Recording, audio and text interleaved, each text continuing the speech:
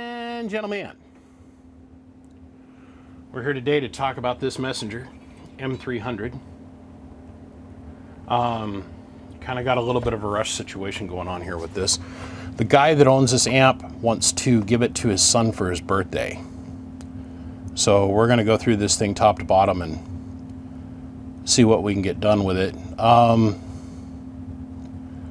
As always, the input attenuator on the front for the low, medium, and high, if you can't see, has been royally chooched off. All three of the resistors here are completely fried. Let me grab a flashlight so we can put some more light on this for y'all. This top one here isn't burnt, but this second one and the end one and the second one are fried. Up in smoke! He wants to go to a variable setup on this amp. I'm like, okay, I can do that for you. The other thing that's obviously burnt up is the Arco trim variable. We can see the burn marks around the edge of the variable. This thing is plumb let the smoke clean out of it. It's got a modified key and transistor circuit in it. I guess it was too hard for them to put the transistor in on this side. The protection diode's been replaced, which is never a good sign in my opinion. Usually when the protection diode has been popped, that tells me that the transistors or the amp has been hooked up backwards and the transistors are usually toast. Since this is an unfused system here, that diode's there just basically for window dressing, in some people's opinion. I think it helps a little bit with the RF harmonic suppression going back up through the positive rail system. It's just me. So we don't really know what we're going to get until we can get power on this thing and see if it keys. But before we can even get there, we've got to fix this burned up dog pile, fix this, and then put power wire in it, and then we can go to tweaking on it and seeing what's going on. We can figure out if any of these transistors even work. This has got me concerned, this little detail. Either way, I'm sure by the time it's said and done, everything's going to be just fine. So, okay, let me bust out of here. I'm going to change this. I'm not going to tear into the front end of this thing quite yet. I want to change this. We'll get our power wires installed and run over and soldered down to the board. And then we can give it a quick test and we can triage how bad this is going to be. And then I can call the customer back and be like, oh, dude, you got 4 pop pills because it was hooked up backwards. We'll figure it out. We'll get through this one step at a time. So gentlemen, sit back, put your feet up on the recliner, pop an edible or a gummy, smoke a joint, have a beer, chill out, because away we go. Okay, so put some strain reliefs. I put the power wire in here that the customer requested or sent with it. These usually are trimmed out to 120 to 150 picofarads. So with two 250s, I put a 125. I put that in here, metal clad. That should easily handle the amount of pressure that's going to go by it. So the only thing we got to do now is determine if all the transistors are working. We are on 12 volts. And let's see here. Amp is off and we are on high. Here's the radio. Hello, 1, 2, 1, 2. We should see about 250 to almost 300 watts out of this thing if it works. Let's turn the amp on. Oh yeah. Okay.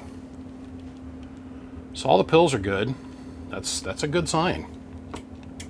Our transmit light's working. The only thing we got to test here.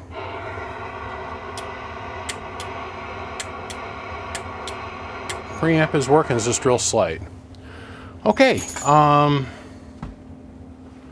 why I'm here, here's my voltmeter. Voltmeter. The other thing I'm going to do this month is I got to do a massive deep clean on this room. You can tell I've just been banging along as fast as I can go here. Let's go in here and we'll probe on this side of the diode.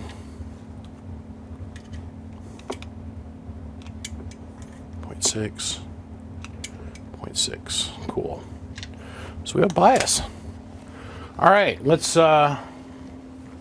change out that input so it's variable. And All I gotta do is wash the box, clean the cabinet up a little bit, and make it a little bit more presentable for his kid to get for his birthday. Easy peasy, man. We'll do a little bit of a positive wire upgrade over here too. We'll change that out and make it so these things aren't thirsting as bad. Easy peasy. Sweet. Moving on. Okay. Power wire upgrade's done. Variable installed. Instead of tacking them down to the board, I've created a little elevated platform here. The trick to doing these, you guys, and making these work right is that the total sum surface area of the platform that you're wanting to conduct the ground on has to be more significant than the total sum surface area of the coax. Big words. This has to equal more surface area width than the total circumference of the coax. Okay, so got that put in.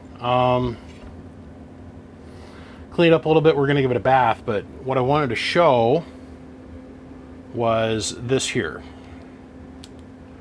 Let's go over here, let's take a look at the watt meter. So now we're on 14.9 volts. And, well, 1,000 watt slug and peak, 1,000 in average. So here's the radio. Hello, 1, 2, 1, 2, 1, 2. About 28 watts or so. Here's the amp. Hello, 1, 2, about 425, 430 watts. And that is all achieved. This is a 5 watt slug and forward with a 1.5 watt dead key. So let's dial this down to 1 watt. I'll turn this around so I don't murder the meter. Turn the amp back on. Yeah, about 75 watts. Hello, 1, 2, 1, 2, 1, 2, 1, 2. So that's good. All of those things are good. Input tune. Let's go over that here real quick. So this is a 5 watt slug and reverse back from the 2950. This is the variable all the way open. Hello, 1, 2, 1, 2. And then here's the variable all the way closed. Hello, 1, 2, 1, 2. Now, of course, we're going to have a lower input SWR because when we close the variable, pardon me, when I close the variable, now we're using this resistor right here. So all the RF energy is coming in on this piece of coax, going through the variable and coming down and going through this 5 watt resistor. That's why we have a perfect match. So when we turn this all the way open, that's when we start to see our 1/4 watt, which is totally acceptable. If your little Cobra radio or Messenger, or pardon me, not Messenger, but 148 or whatever radio that you're going to run into this, can't handle a 1/4 watt worth of input reflect, I would say take it back to your technician and tell him to check his head space. That's ridiculously low. Done. Functionality wise, this thing is done. So now let's get this cleaned up. The tin has got some like paper tape or something on it. We're gonna see if we can get that to come off. We'll probably have to use an eraser wheel on it. Hopefully that doesn't screw up the paint finish. Definitely gonna have to use the eraser wheel here. I want to give the board a bath, make everything look pretty. Yeah, this is our input, by the way. See how deceiving that flashlight made everything look? Look at how fried that is.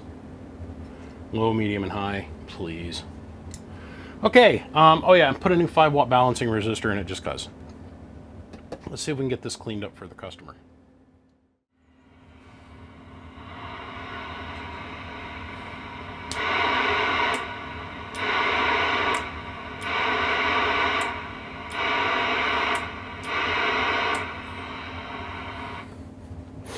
I go to get paid, and the customer goes, "Did you fix the preamp?" And I'm like, "No. We checked it out earlier in the video, and I just totally forgot." The main problem is the transistor that was in there is a 2N222. This little metal can, remember it was on the back side of the board? This is an NPN, right? Negative, positive, negative. Well, this requires a PMP, positive, negative, positive. So I replaced the 2906 with a 2907A low noise 4. So this has got a like 20 dBs less static to it than the stock transistor. So you'll get more signal amplification over static noise.